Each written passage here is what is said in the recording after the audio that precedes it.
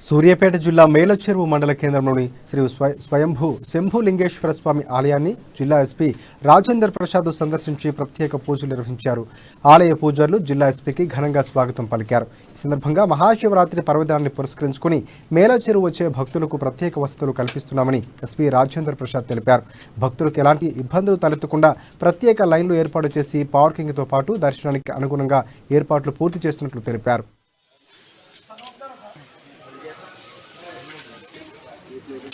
ఈ మేలచెరువు ప్రజలకి మరియు శివభక్తులందరికీ కూడా నా యొక్క నమస్కారాలు తెలియజేస్తున్నాను. మనకు 18 తారీఖు నాడు శివరాత్రి జాతర ఉండబోతుంది.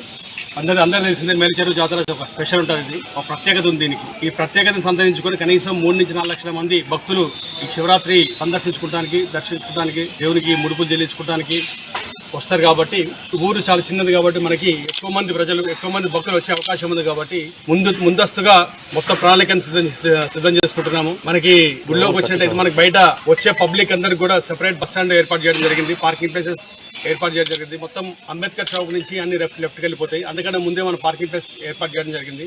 అలాగే ప్రతి ఒక్క రూట్ లో ఫర్ ఎగ్జాంపుల్ ఈ మేలచెరువు మన మహాసిమెంట్ సైడ్ ఒక పార్కింగ్ ప్లేస్, చౌటుపల్లి వైపు ఒక పార్కింగ్ ప్లేస్ అరేంజ్ చేయడం జరిగింది.